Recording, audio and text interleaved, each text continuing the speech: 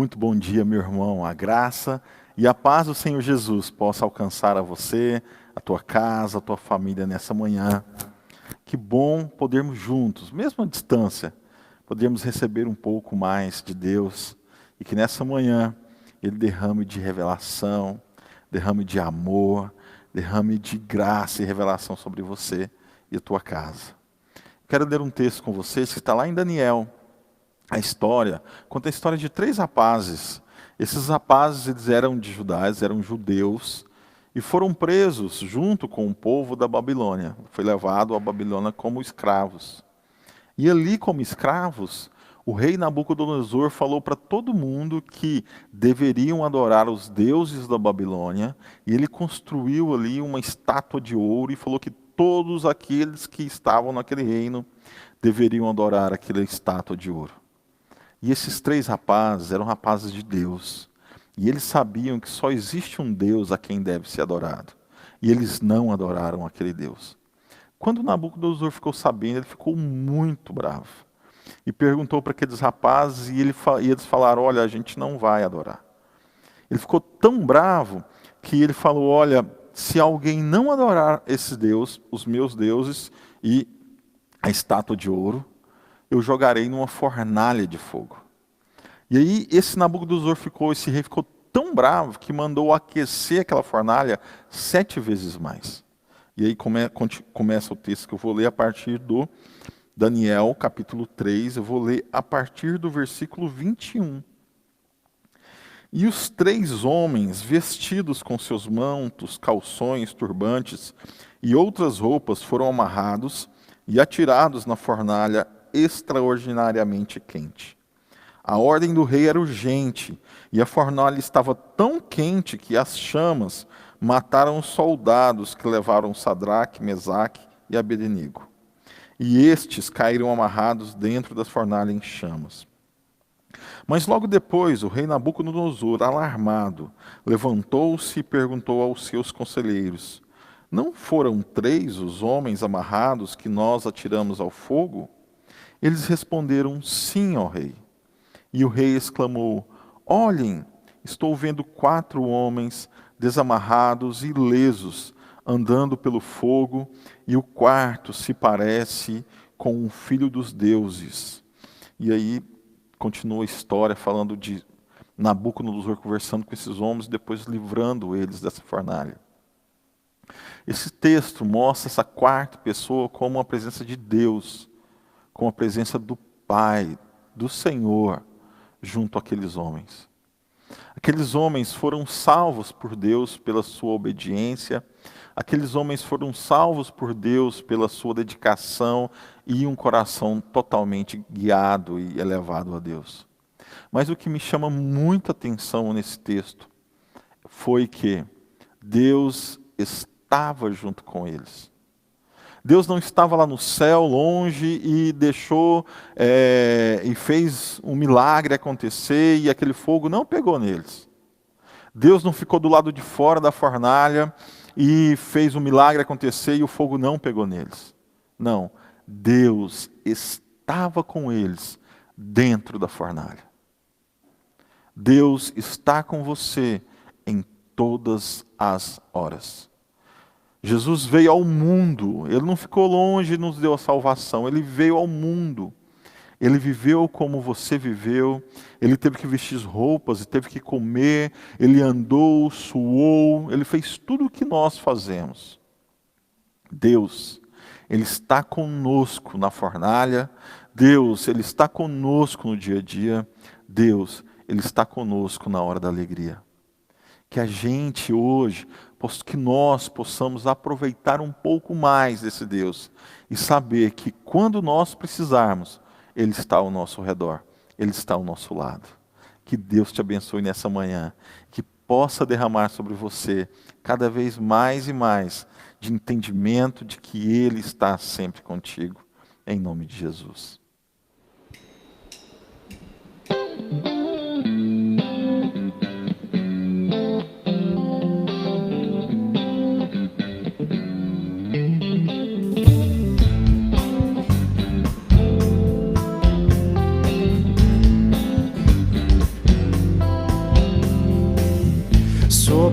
toda a terra tu és o rei, sobre as montanhas e o pôr do sol. Uma coisa só, meu desejo é: vem reinar de novo em mim.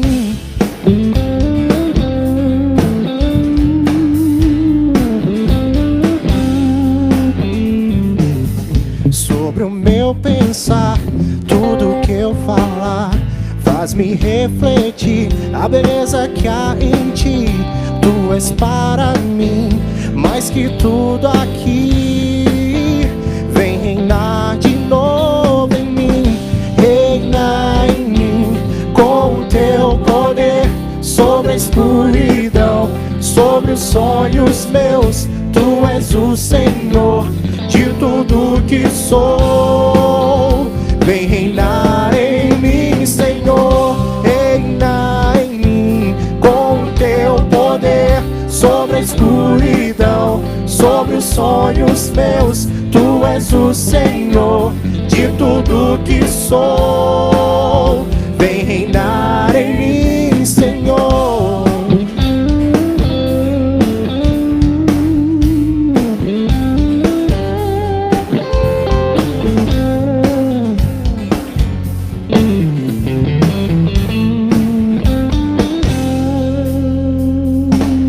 Sobre o meu pensar, tudo que eu falar, faz-me refletir a beleza que há em ti.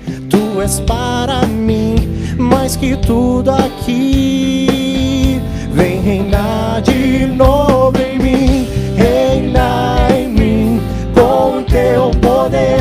Sobre a escuridão, sobre os sonhos teus, tu és o Senhor de tudo que sou. Vem reinar em mim, Senhor.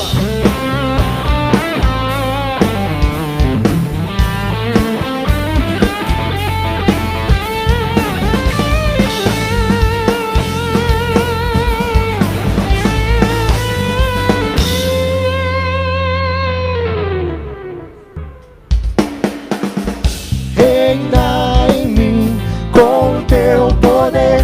Sobre a escuridão, sobre os sonhos teus, tu és o Senhor de tudo que sou. Vem reinar em mim, Senhor, reina em mim com o teu poder. Sobre a escuridão, sobre os sonhos meus, tu és o Senhor de tudo que sou. Vem reinar em mim, Senhor.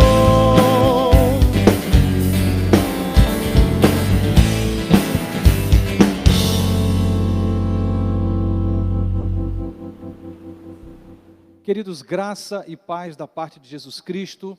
Uma ótima manhã para todos vocês. Um prazer podermos estarmos juntos mais uma vez, mesmo que por vias digitais, celebrando esse tempo de comunhão em Cristo Jesus e na palavra.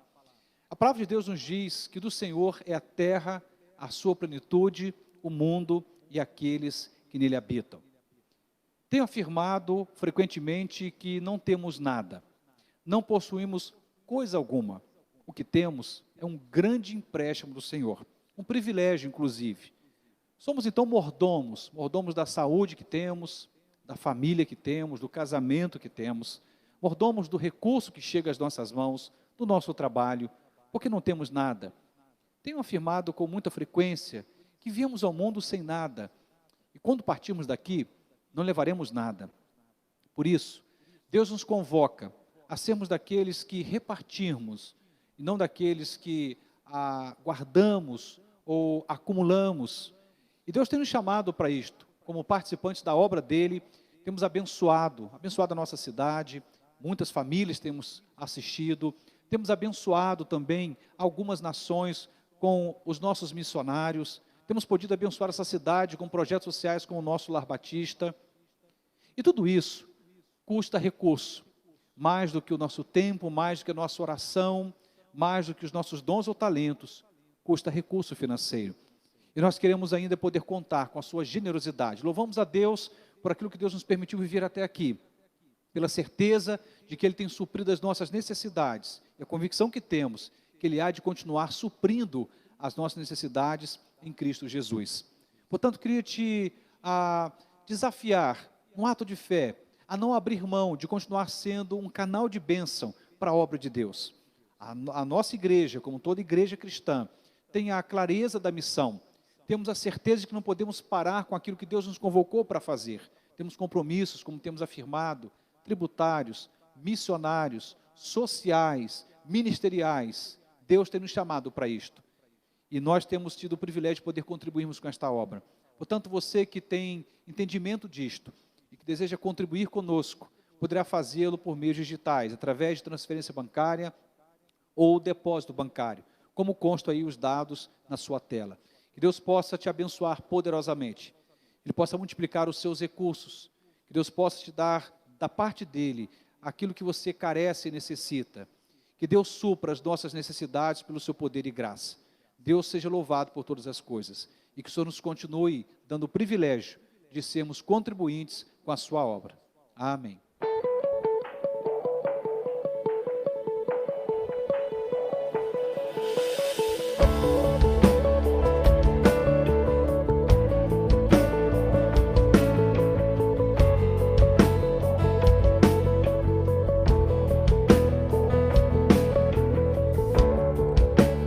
Todos necessitam de um amor perfeito, perdão e compaixão. Todos necessitam de graça e esperança, de um Deus que salva.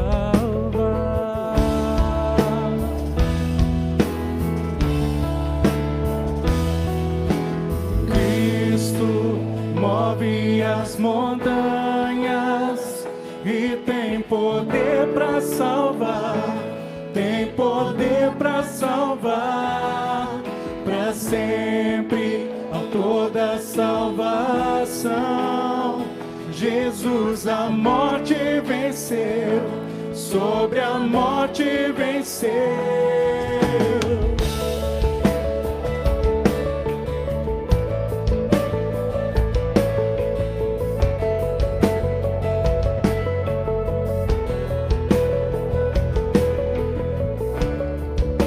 Aceitas com meus medos, falhas e temores. Enche o meu viver, a minha vida entrego pra seguir teus passos. A ti me rendo.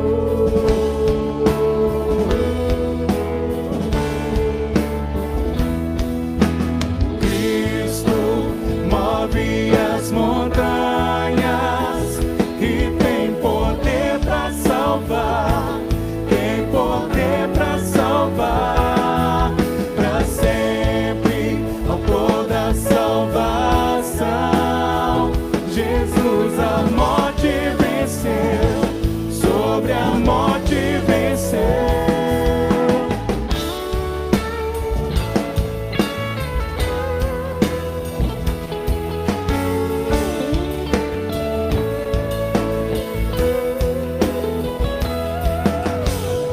Nosso mundo vê brilhar a luz. Cantamos para a glória do Senhor Jesus Cristo.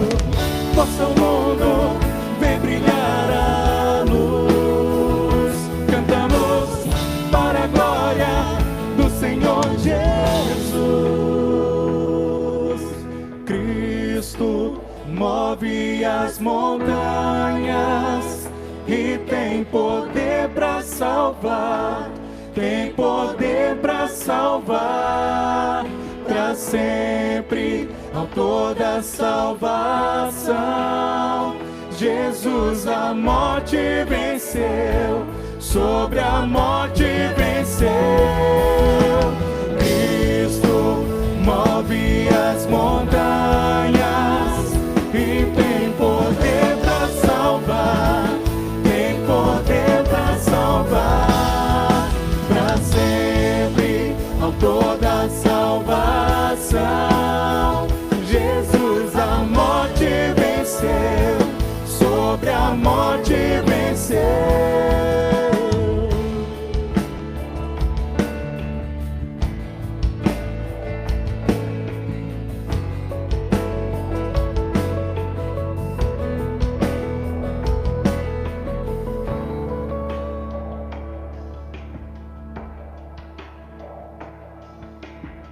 Queridos, graça e paz da parte de Jesus Cristo, quero te desejar uma ótima e abençoada manhã de domingo. Hoje iremos falar sobre o tempo. Discernindo o tempo de Deus é o tema que iremos trabalhar hoje. Aliás, isso é um grande desafio. Não é fácil lidar com a espera, não é fácil exercer o dom da paciência, mas é exatamente à medida em que nós conseguimos lidar melhor com o tempo e com isso praticar esse caminho da paciência, é que a gente consegue começar a ter um discernimento sobre o como, o quando agir, que caminho trilharmos. Eu quero iniciar esse momento lendo um texto da Palavra de Deus registrado em Eclesiastes, capítulo 3, verso 1, que diz assim: para tudo há uma ocasião certa, há um tempo certo para cada propósito debaixo do céu. Eu quero orar com você nesta manhã de domingo. Queria que você pudesse se curvar diante do Senhor, mas pudesse também abrir o seu coração, falar: Senhor, fale comigo, que pela Tua palavra eu seja instruído. Vivemos um tempo em que os erros que cometemos, eu digo como geração, têm sido graves, com consequências por muitas vezes tenebrosas, porque somos uma sociedade ou uma cultura imediatista, refém da velocidade. A gente faz um caminho rápido demais com as coisas e atropelamos por muitas das vezes sem a percepção do tempo certo, do que fazer, em que direção trilharmos, e nada melhor do que o próprio Deus para nos instruir a respeito do tempo, até porque Ele é o Senhor do tempo. Quero orar com você e pedir que Deus fale conosco nesta manhã, em nome de Jesus. Santo Deus, nós somos gratos a Ti pela Tua palavra. O nosso coração se alegra no Senhor. Nosso coração se regozija no Senhor, porque o Senhor continua falando conosco, a Tua voz não foi silenciada, o Senhor continua ministrando ao nosso coração, em que a Tua palavra nesta manhã possa nos direcionar, possa, ó Deus, nos edificar. Abra o nosso entendimento, Senhor, abra a nossa compreensão, alargue, ó Deus, a nossa alma, ajuda-nos a entender a Tua palavra e a viver esta palavra, porque nós precisamos discernir melhor o tempo das coisas. Assim oramos em nome e por amor de Jesus. Amém e amém. Essa palavra que acabamos de ler, dentre outros textos que iremos usar hoje, vai nos desafiar a entender melhor sobre como agir no tempo certo ou no tempo de Deus. O discernimento é algo extraordinário em todas as áreas da vida. Quando agimos às cegas, quando não sabemos muito bem o que fazemos, em que direção estamos trilhando com a nossa vida, quando não há clareza sobre a direção das coisas, esse viver às cegas ou viver sem discernimento não é somente perigoso, mas pode trazer muitas dores para você e para as pessoas que te cercam. Tomadas de decisões, por muitas das vezes impulsivas, vai atrair muitas dores e frustrações, algumas vezes com prejuízos temporários, outras vezes com prejuízos permanentes, que podem inclusive marcar a sua vida. Nós precisamos entender melhor o tempo das coisas, especialmente discernir o tempo de Deus. Essa passagem bíblica de Eclesiastes, o grande sábio, vai dizer aqui que para tudo há uma ocasião certa. O que ele está dizendo aqui é que nosso maior problema não é o tempo, mas é o discernir deste tempo, é a compreensão clara de como agir no tempo. E logo na sequência ele diz: há um tempo certo para cada propósito debaixo do céu. Bom, se ele dá uma ênfase ao que ele chama aqui de tempo certo, então subentende que também podemos ter um tempo errado, podemos ter um tempo equivocado, podemos agir fora do tempo, e isso é muito ruim.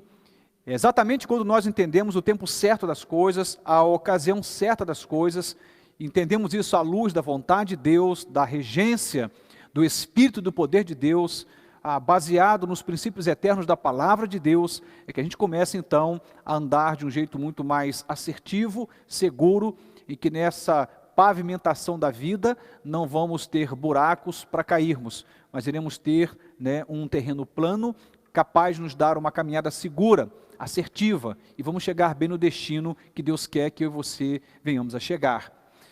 Mas bom, olhando para essa narrativa, ou para esse versículo bíblico, quero pensar com você um pouquinho sobre o que significa entender o tempo ou discernir o tempo. Eu poderia dizer, por exemplo, que esse discernimento do tempo pode ser entender a época e a cultura. Em que momento nós estamos? E o que passa no nosso tempo e nessa cultura? É ter essa clareza, né, no momento em que estamos vivendo, o que é que ocorre conosco e no entorno de nós. Não podemos ser alienados quanto ao tempo, às épocas e à cultura. Não podemos. Por exemplo, vamos perceber Jesus Cristo no seu tempo, nas suas ministrações, por muitas das vezes ele usava como metáforas situações do cotidiano. Por exemplo, na parábola do semeador, ao falar da semente que cai na terra, ele estava se entendendo dentro de uma cultura rural, em que a pecuária, né, e a agricultura era uma das principais fontes de renda. Então ele usa esse elemento da agricultura, que é a semeadura, para falar de valores eternos. Portanto, Cristo entendeu a sua época, ele entendeu o seu tempo, ele discerniu a sua cultura e agiu dentro desta cultura. Não podemos esquecer desse detalhe.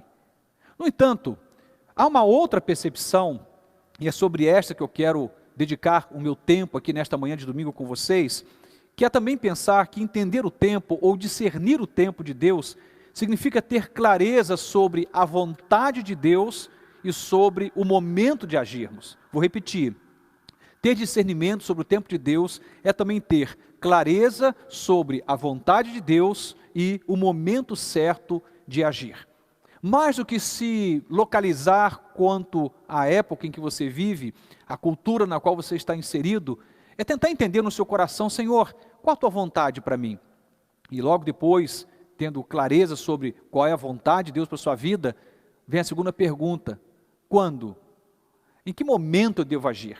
E é nesse tempo em que a gente começa a trabalhar a vida nessa perspectiva da assertividade espiritual, de uma caminhada ou de uma jornada que Deus tem para nós. Então vamos pensar um pouco sobre isto, sobre o discernimento do tempo como uma clareza que eu e você temos que ter para entendermos a vontade de Deus e agirmos segundo a sua vontade.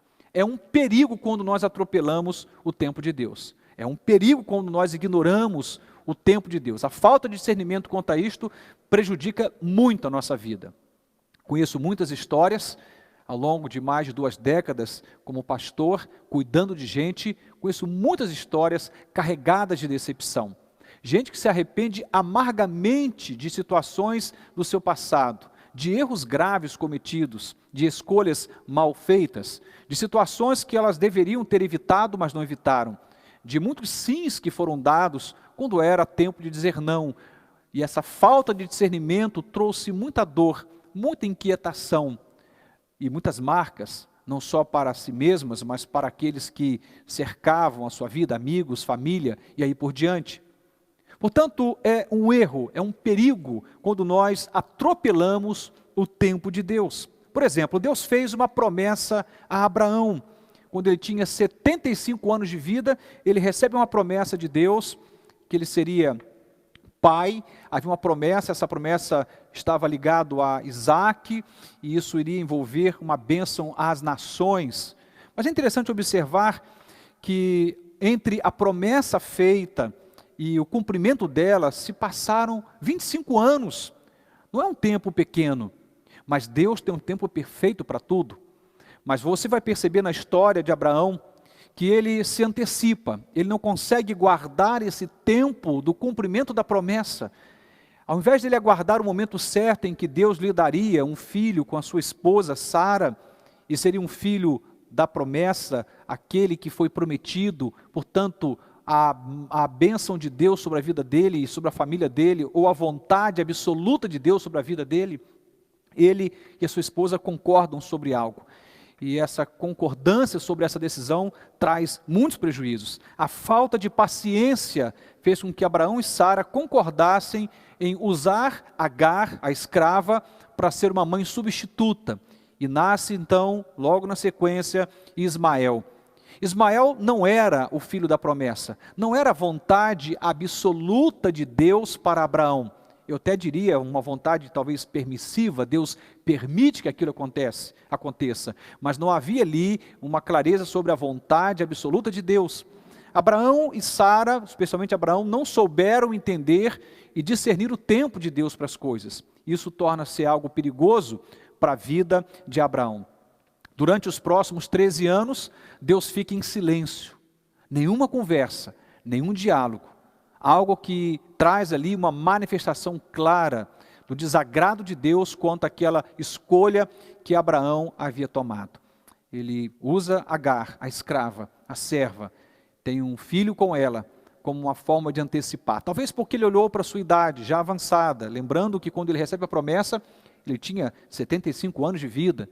Isaac vai nascer 25 anos depois, então nesse meio tempo, talvez o desespero da idade avançada, olhando para sua esposa também já idosa, ele olha para esse contexto que falava de impossibilidades e ele resolve burlar e por falta de discernimento, ele antecipa as coisas e ele então tem ali um filho com Agar, com a escrava, nasce Ismael.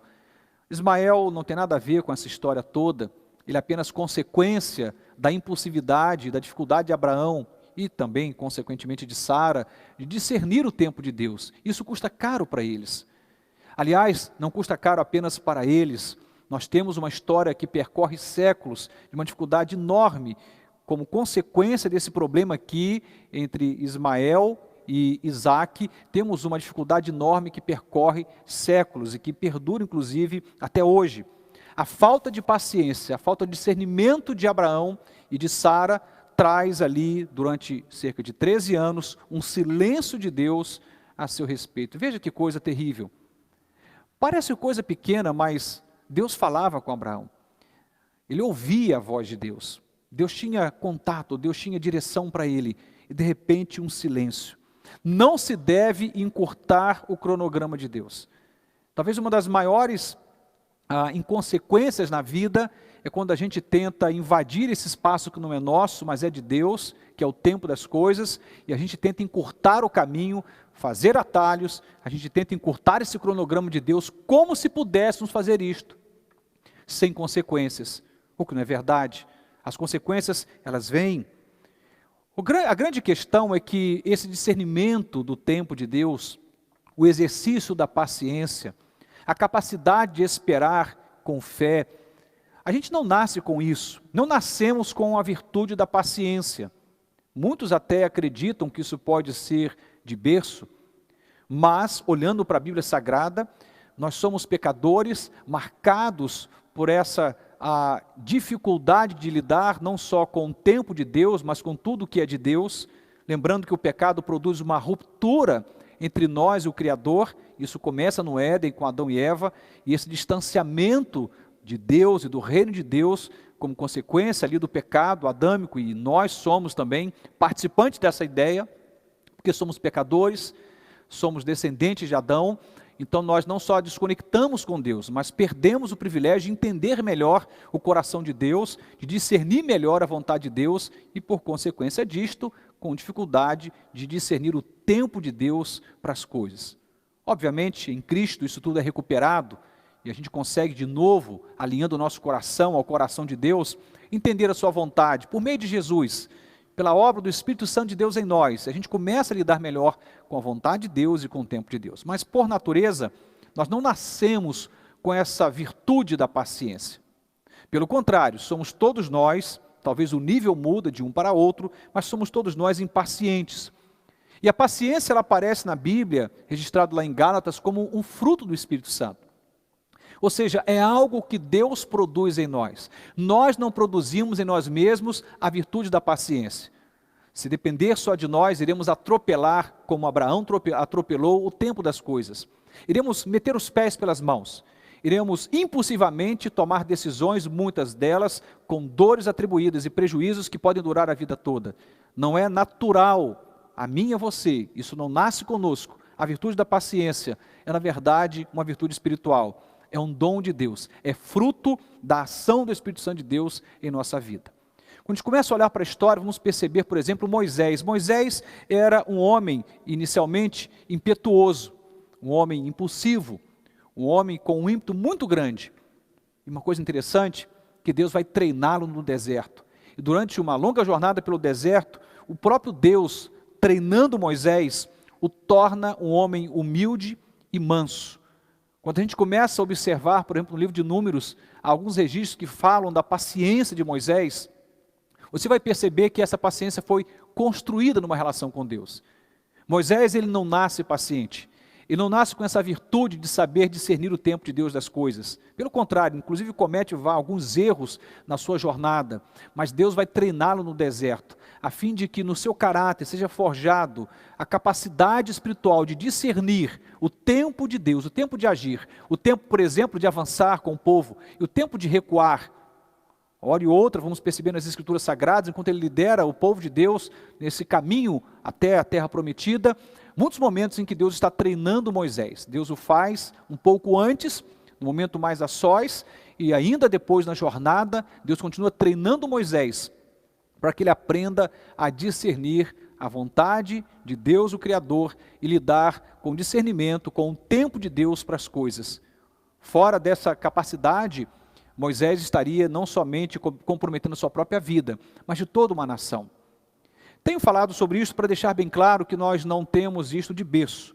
A gente é treinado por Deus para aprendermos a exercitarmos a fé paciente. Você vai perceber nesse deserto, nesse treinamento, como falei, a impulsividade, essa condição impetuosa de Moisés sendo domada e ele sendo transformado em um homem manso e humilde. Eu quero terminar os exemplos e quero falar daqui a pouco sobre 4 sinais de como entender esse tempo de Deus. Eu quero citar, para finalizar esses exemplos, a própria pessoa de Jesus Cristo. Quando a gente olha para Jesus, você vai ver ele repetindo frequentemente: o tempo ainda não chegou, ou a minha hora ainda não chegou. Você vai perceber que ele se revela ministerialmente, já haviam se passado 30 anos, e há um tempo certo para ele se mostrar como Messias. Você vai ver ao longo do trajeto desses 3 anos de ministério, há um momento certo em que ele começa a ser mais pontualmente capaz de falar sobre o Calvário e todo o sacrifício. Ele vai trazendo ao longo do seu ministério com muita clareza que ele entendeu o tempo de cada coisa, entendeu o tempo de cada trajeto do seu ministério. E ele afirma: o tempo ou a hora, a minha hora, ainda não chegou. Isso mostra com clareza que ele sabia entender o coração do Pai. E uma característica marcante, no meu entendimento, de um verdadeiro cristão, é a sua disposição em se mover no tempo de Deus. Vou repetir: uma das características fundamentais de um cristão que está com seu coração alinhado ao coração de Deus é se mover no tempo e na direção de Deus. Mas como, pastor, eu vou saber que tempo é este? Quais são os parâmetros que eu posso usar para entender se é ou não é o tempo de Deus? Bom, eu quero compartilhar então alguns sinais. Existem vários. Quero pensar em pelo menos 4 sinais que vão me ajudar e te ajudar a entender se é hora ou não de agirmos, se é ou não o tempo de Deus. Bom, vamos olhar então para esses 4 sinais que vão nos ajudar quanto ao discernimento do tempo de Deus. A primeira coisa, eu diria, é preciso que haja parcimônia em nossa alma. A Bíblia diz que Deus não é Deus de confusão. Paulo afirma isso categoricamente quando ele escreve uma das suas cartas e deixa bem claro: Deus não é Deus de confusão. Se a nossa alma ela está perturbada, se ela está vivendo conflitos internos, se a gente está vivendo uma dificuldade de encontrar essa parcimônia, essa paz na alma, na tomada de uma decisão, você vai precisar parar imediatamente, porque Deus não é Deus de confusão. Se há uma confusão dentro de você e você está tomando alguma decisão, a confusão que está dentro de você vai agora ser uma confusão fora também. no entorno, e vai envolver as pessoas com as quais você convive, lá no seu trabalho, na sua família, ou até pessoas que congregam com você numa igreja. Aqueles que estão do seu lado irão ser tomados também por essa confusão. Já que Deus não é Deus de confusão, um dos sinais que você pode usar para ter entendimento se é ou não é o tempo de Deus, a vontade de Deus para aquilo, avalie o seu coração. Tem que ter parcimônia em nossa alma. Tem que ter essa paz na nossa alma. Se você não está conseguindo dormir, o seu coração está perturbado, você está angustiado quanto àquela tomada de decisão, então não decida.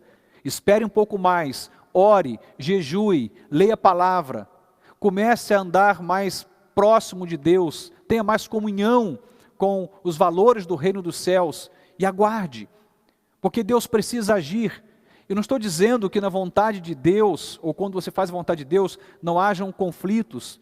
Sim, os conflitos estarão, até porque no mundo teremos aflições, mas os conflitos precisam estar lá fora e não dentro de você. Quando você faz a vontade de Deus, Deus te dá paz, você vai ter parcimônia em sua alma, você vai estar conciliado no seu coração quanto ao que você vai falar, ou fazer, ou decidir. Vejo muita gente tomando decisão, mas o coração estava completamente confuso, a mente confusa, e quando toma a decisão, a confusão que estava dentro agora está fora, e a confusão se generaliza, e isso não faz sentido. Portanto, observe esse sinal. Pastor, estou pensando em me casar, eu penso em começar uma empresa, eu estou pensando em trocar de emprego, eu penso em iniciar um relacionamento, eu quero ter um filho, eu penso em fazer tal coisa no ministério, enfim, um investimento financeiro, qualquer coisa que esteja em questão. É o tempo de Deus? É a vontade de Deus? Primeiro sinal que eu quero dividir com você, que haja parcimônia em sua alma. O princípio bíblico, a Bíblia diz, Deus não é Deus de confusão. Obviamente esse versículo está dentro de um contexto que fala sobre ordem no culto, sobre como as pessoas deveriam se portar no culto, quanto ao uso de línguas, as interpretações, há um contexto geral. Mas o princípio é norteador, Deus não tem confusão nele. Se há confusão dentro de você, então não coloque Deus nisto, porque Deus tem direção, propósito e clareza nas coisas. Um segundo sinal que eu quero compartilhar, que pode te ajudar a discernir o tempo de Deus, a vontade de Deus, é a ausência de dúvidas. A Bíblia diz, o meu justo viverá da fé. Preste atenção nessa palavra. Às vezes a fé sugere uma coisa muito subjetiva, muito abstrata. Quando a gente ouve esse versículo, o meu justo viverá da fé, a gente imagina a fé como uma coisa sempre transcendente, sobrenatural, de um certo modo, também o é. Mas a palavra fé fala de convicção, fala de certeza, fala de clareza. Quando ele diz, o meu justo viverá da fé, a palavra está dizendo que a gente se move nesta vida, claro que a partir da palavra de Deus, da direção eterna de Deus, a gente se move nesta vida por fé e não por dúvida.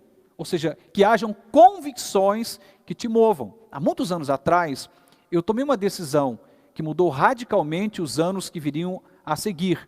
Na verdade, os 26 anos, quase 27 anos a seguir, que foi entendendo a vontade de Deus, compreendi que Deus tinha me chamado para o ministério pastoral.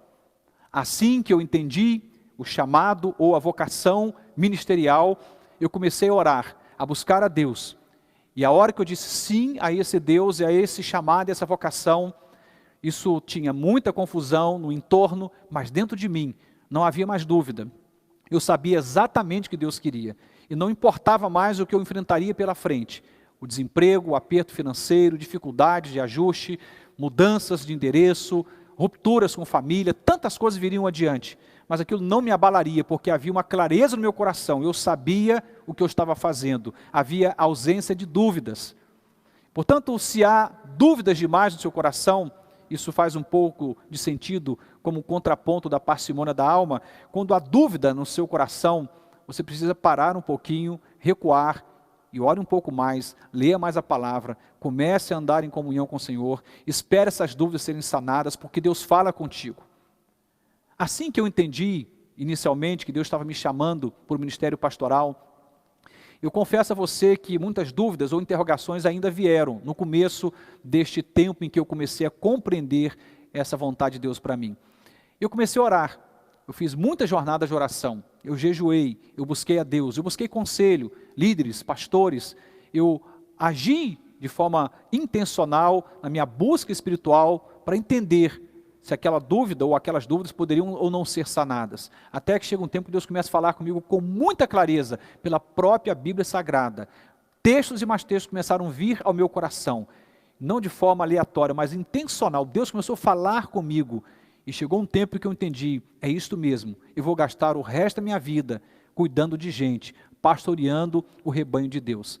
E até hoje eu convivo com essa convicção, não há dúvida quanto ao que estou fazendo. Há 19 anos aqui em Caldas, há quase 22 em Goiás, e há um pouco mais ao longo da minha jornada ministerial. Portanto, seja sobre o aspecto que eu estou trazendo aqui, ou qualquer outro, sobre o seu casamento, sobre a sua carreira profissional, sobre a escolha de um curso, sobre qualquer assunto que envolva a sua vida, um sinal importante é a ausência de dúvida, porque Deus se move pela fé, e o justo vive da fé. A fé envolve esta compreensão da ação sobrenatural de Deus e a dependência dele, mas também a fé envolve convicção. Não é a convicção racional, entenda isto. Não é você fazer ali, usando alguns parâmetros do seu raciocínio lógico, você, entendi, é isso mesmo. Agora a dúvida foi sanada. É muito mais do que isto. É algo que Deus revela ao seu coração. É algo que Deus fala com você pela palavra, fala com você até mesmo em sonhos. Deus fala com você enquanto você dorme, Ele visita a sua vida. Deus vai falando com você de muitas formas, usando pessoas, de tal modo em que você começa a fazer com que as dúvidas sejam dissipadas e a convicção começa a aparecer, porque o justo vive desta convicção espiritual ou da fé. Na ausência de dúvidas, é um sinal para você pensar em dar o passo seguinte. Está com muita dúvida? Ore um pouco mais, espere um pouco mais, não dê o passo seguinte. Você pode estar correndo um risco grave de fazer o que não deve ser feito. Há um terceiro sinal, que eu diria que é a capacidade de sustentar as decisões tomadas. Tem um princípio bíblico que diz que se você inicia uma construção, você deve avaliar muito bem se tem condições para concluí-la. Por várias vezes as pessoas dizem para mim, olha, é vontade de Deus que eu abra essa empresa. Às vezes a palavra vem e diz, olha, eu entendi de Deus que eu tenho que me casar com fulana, ou começar esse namoro, eu tenho que me mudar para tal igreja, eu tenho que tomar tal decisão. 6 meses depois, aquilo que parecia absolutamente carregado de convicção, desmorona, e a coisa começa a desandar. E aí a gente fica perguntando, quem é que estava errado? Era a voz de Deus que estava confusa, ou a pessoa não entendeu direito? Como que é isto? Bom, uma das formas da gente entender é que quando Deus te dá direção, Ele vai te dar paz na alma, parcimônia na alma. Ele vai retirar as dúvidas, vai começar a te colocar diante de convicções espirituais sobre aquela tomada de decisão. E Ele vai te dar a capacidade para sustentar aquela decisão que você tomou. Porque se foi Deus que disse para você, casa, esse casamento vai perdurar até o fim. Se foi Ele que disse para você, abra essa empresa, faça esse curso, comece esse ministério, toma essa decisão, você não vai abortar isto porque Deus não é Deus de confusão, se lembra? Deus é Deus de propósito, de direção, Ele tem clareza sobre as coisas, Deus não se equivoca, Deus não comete erros, Ele é perfeito em tudo que faz. E muitas são as vezes que as pessoas tomam decisões, mas elas não sustentam aquilo que foi decidido. Fazem votos a Deus, promessas, elas fazem promessas a si mesmas, elas fazem, por muitas das vezes, promessas a um parceiro, a um sócio, a esposa, e elas não sustentam. A capacidade de começar e terminar as coisas é um elemento importante para você discernir o tempo de Deus e discernir a vontade de Deus. Imagine, você quer começar uma empresa, apesar de que o momento da quarentena não é propício para isto, pelo menos em linhas gerais, mas imaginemos isto. E você não faz as contas, você não projeta, você não tem nenhum planejamento, apenas um sonho, e não faz questão de avaliar o mercado, de saber se o recurso que você tem vai dar a possibilidade de ter um bom estoque, de ter um bom capital de giro, de suportar as nuances que são comuns no mercado. Você não faz nenhum tipo de análise e simplesmente mete as caras e diz, pela fé estou abrindo. Deixa eu dizer uma coisa para você, Deus não é Deus de confusão, e a fé não é sinônimo de tolice, mas de prudência. E temos que então analisar em Deus e pela fé, debaixo de muita oração, se aquilo que vamos começar, ou aquela decisão que vamos tomar, somos capazes de sustentá-la até o final. Porque disse a partir do princípio bíblico, o próprio Cristo disse, você começa uma obra, você precisa planejar muito bem e saber se tem com que terminar esta obra. Porque alguém vai passar por ali, vai ver aquela obra inacabada, isso vai virar sinônimo de chacota, isso vai ficar ruim para você. E nós não podemos botar Deus em obras inacabadas, porque Deus não é um Deus de decisões inacabadas, de obras inacabadas. Não, Deus não é. Deus é um Deus que completa aquilo que Ele começa. Olhe para a criação. Cada ato da criação termina como um ciclo que é vencido. Ele diz o tempo todo, é bom que eu criei. Ele encerra toda a criação. O próprio Cristo, quando vem para cumprir uma missão de redenção, Ele vai até o final, até então Ele entregar-se completamente na cruz. E Ele vai expirar, Ele vai morrer. E naquele momento Ele diz, está consumado. Deus é um Deus de obras que são concluídas. Deus não deixa nada no meio do caminho. E se você então quer entender qual é a vontade de Deus e discernir o tempo de Deus, além de ter parcimônia na alma, ou paz na sua alma, além de você precisar ter ausência de dúvidas, ou seja, ter fé e convicções naquela tomada de decisão, é importante que você também possa avaliar se você pode sustentar aquela decisão que você vai tomar. Agora vem um quarto e último ponto, ou último sinal que eu quero trazer para você. São muitos, mas eu quis trazer pelo menos 4. Eu diria a testificação espiritual. É preciso parcimônia na alma, ausência de dúvidas e capacidade de tomando uma decisão, sustentá-la até o final. Mas é preciso também termos testificação espiritual. Talvez você se pergunte, o que é isto? O que é ter uma decisão testificada? Quando eu estou tomando uma decisão, e eu quero ter o discernimento que é o tempo de Deus para aquilo, que é a vontade de Deus para aquilo, aliás, começa se perguntando se é a vontade, porque se é a vontade, então será o tempo, a segunda pergunta a ser feita. Mas se é o tempo e a vontade de Deus, então tem que ter testificação espiritual. Como que isso funciona na prática? Vamos pensar um pouco sobre isto. Bom, uma das coisas que eu diria, a Bíblia diz que o Espírito Santo de Deus testifica com o nosso espírito que somos filhos dele. Mas não somente isto, eu diria que o Espírito Santo de Deus testifica conosco todas as coisas. Ele é, em primeira instância, aquele que vai testificar no nosso coração da vontade do Pai. E a gente pode se certificar disto quando a gente está debaixo de oração, quando está olhando para a palavra, meditando na palavra, Deus vai falando conosco por meio da palavra e pela própria ação dele sobrenatural no nosso coração. Porque a Bíblia diz que Deus não habita em templos feitos por mãos humanas, mas Ele habita no coração do ser humano. Quando no ato de fé, esse humano se rende a Cristo, à mensagem da cruz, ao Evangelho, essa pessoa é adotada como filha de Deus e ela passa então a tornar-se morada de Deus. E o Espírito Santo de Deus que agora estava lá, agora está aqui dentro desse cristão, desta pessoa, e ela agora é morada desse Espírito Santo de Deus, e Deus então por meio do Espírito pode testificar com você, com certeza, sobre o tempo e a vontade do Pai. Mas em segunda instância, eu diria a igreja. Não a primeira igreja batista ou qualquer outro rótulo que você queira mensurar, mas a igreja como corpo de Cristo. A igreja como a reunião de pessoas que estão em vários endereços e lugares, inclusive pelo mundo afora, que amam a Jesus e têm uma aliança com Jesus. A igreja, ela é usada como boca de Deus para testificar a vontade dele, para um bairro, para um casal, para uma família.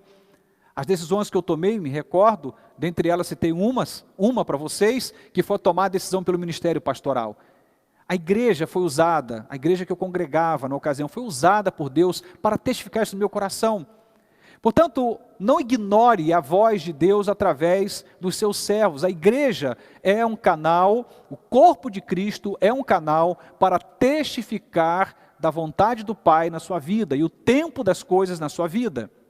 Em terceira instância, os líderes espirituais. A igreja como um corpo espiritual maior, mas nesta igreja temos líderes, temos pastores, temos diáconos, temos líderes que exercem ministério no ensino e tantas outras áreas. E essas pessoas estão sendo usadas por Deus o tempo todo como boca de Deus para falar ao seu coração. A Bíblia diz que quem não ouve conselhos raramente vai acertar. A Bíblia diz que Cristo, aquele que se fez carne e habitou entre nós, aquele que veio de mulher, é o maravilhoso conselheiro. mas Deus usa pessoas para nos aconselhar. Deus fala conosco através de pessoas. Leia a Bíblia e você vai ver isto. Há profetas e mais profetas que aparecem na Bíblia. Deus usando pessoas para ser boca dele para outras pessoas. E quando a gente começa a ouvir mais o Espírito Santo de Deus em nós, prestar mais atenção no que a igreja, o corpo de Cristo está dizendo, quais são os sinais que a igreja está apontando, o que os líderes espirituais estão dizendo, a gente começa então a ser tomado por um discernimento espiritual muito mais próprio, mais assertivo, muito mais aproximado daquilo que Deus espera para mim e para você. Mas eu diria também, em última instância, além do Espírito Santo, da igreja, dos líderes, a sua família também é boca de Deus e ela pode ser usada para testificar a vontade de Deus sobre a sua vida. É bom você observar isto. Deus usa pessoas, esse é o princípio maior. Ele fala conosco diretamente, mas Ele usa pessoas. E por muitas vezes, a nossa família é a boca de Deus para falar conosco. Quantos filhos ignoram os conselhos de seus pais? Quantos filhos? A Bíblia diz que filho deveria honrar pai e mãe. E quando um filho honra o pai e a mãe, a Bíblia diz que tem uma promessa para essa pessoa, que seus dias serão prolongados, ela vai ser abençoada. A gente vive um tempo tão esquisito, em que as figuras de autoridade, inclusive pai e mãe, foram desmontadas, enfraquecidas, empobrecidas, e parece que a opinião de pai e de mãe não conta mais. Estamos meio que fora de moda, e é estranho a gente observar isso como uma quebra de um princípio espiritual. A nossa família, especialmente as autoridades que estão sobre a nossa vida como filhos, são os nossos pais, por vezes os avós, os mais idosos, algum tio. Deus pode usar a sua família para testificar no seu coração. Agora, só dá para ouvir aquele que quer ouvir. A gente não pode ouvir quando a gente está decidido a não ouvir. Assim como eu gosto de afirmar que o pior cego não é aquele que não enxerga simplesmente, é aquele que escolhe não enxergar. E o pior surdo é aquele que escolhe não ouvir. Deus quer falar contigo pelo Espírito Santo, pela igreja, pelos líderes espirituais e pela sua família. Deus usa pessoas para falar conosco. Usando esses 4 sinais, eu quero então falar, para terminar, do preço importantíssimo que temos que pagar, para que esses sinais fiquem mais claros para nós, e a gente não se confunda, e a gente possa então avançar nas tomadas de decisão, discernindo a vontade de Deus e o tempo de Deus.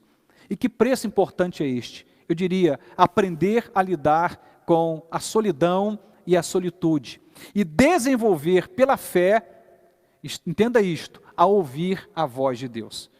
Aprender a lidar com a solidão e às vezes com a solitude, momentos que são diferentes, por hora a gente pode ser colocado numa situação de solidão, sozinhos mesmos, e há outros momentos que a gente escolhe estar sozinho, que eu chamo de solitude, mas seja solidão ou solitude, precisamos aprender a lidar com isto, para desenvolvermos, pela fé, a capacidade de ouvirmos a Deus. Há uma frase de A.W. Tozer que diz o seguinte: as grandes almas deste mundo passou pela experiência da solidão. Vou repetir. As grandes almas deste mundo passou pela experiência da solidão. Se a gente quer crescer, a gente precisa começar a olhar para aqueles que já passaram por isto, desenvolver a sua fé e cresceram. Você não vai encontrar um personagem bíblico. Na Bíblia Sagrada tem vários personagens. Nenhum personagem bíblico que avançou, que decolou na sua espiritualidade, que acertou no que toca a entender a vontade de Deus e o tempo de Deus, que não tenha passado pela experiência da solidão. Uma das narrativas clássicas que eu gosto de citar é Davi na caverna de Adulão. Um homem que começa a perder muita coisa. Ele perde o seu emprego, a companhia de Mical, ele perde a companhia do seu melhor amigo Jonatas, bate em retirada para sobreviver, porque havia uma ameaça de morte contra a vida dele. O rei Saul resolveu eliminar esta ameaça para o seu trono. Ele perde também a companhia de Samuel, seu grande mentor espiritual, e ele vai parar numa caverna. E lá ele estava sozinho. No primeiro momento, era ele, Deus e aquela caverna.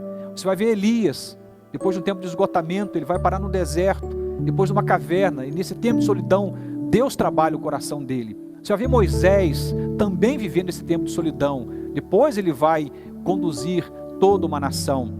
Você não vai encontrar nenhum personagem bíblico de relevância espiritual e de maturidade espiritual que não tenha passado pelo teste da solidão e, por vezes, pelo teste da solitude.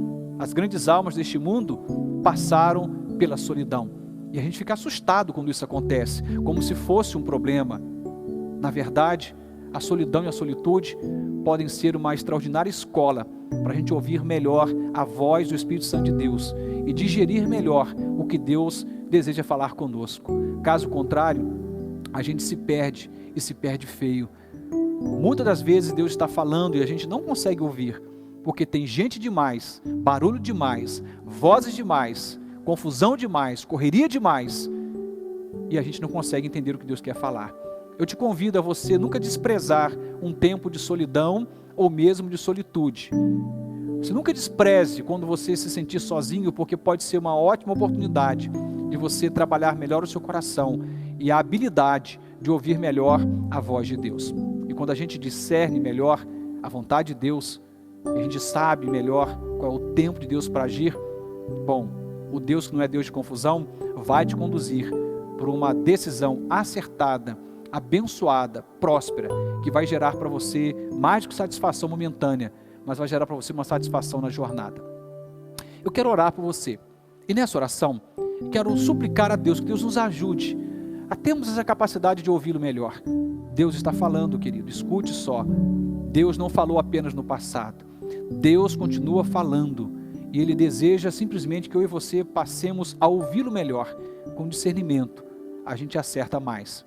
Compreendendo o tempo de Deus, a gente acerta mais. E como a gente não nasceu com paciência, mas é fruto do Espírito, que nessa oração possamos orar e pedir: Senhor, me ajude a saber entender o teu tempo, a exercitar pela fé, a paciência, a compreensão, porque eu quero entender a tua vontade para mim.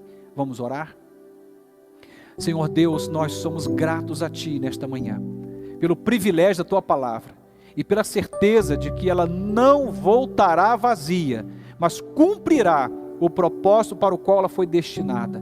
Senhor, por vezes, entender a Tua vontade parece algo tão abstrato, tão subjetivo, tão misterioso, que nos sentimos praticamente incapazes de compreender, quanto mais colocar esta vontade em prática.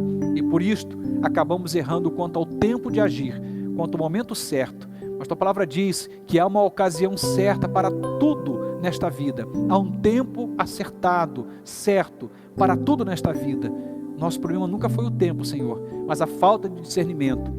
E a minha oração nesta manhã, Senhor, que o Senhor fale conosco, nos fale ao coração, meu Deus. Abra o nosso entendimento, ajuda-nos a compreender a Tua voz. Seja o Senhor falando diretamente conosco, que o Teu Espírito Santo nos habita.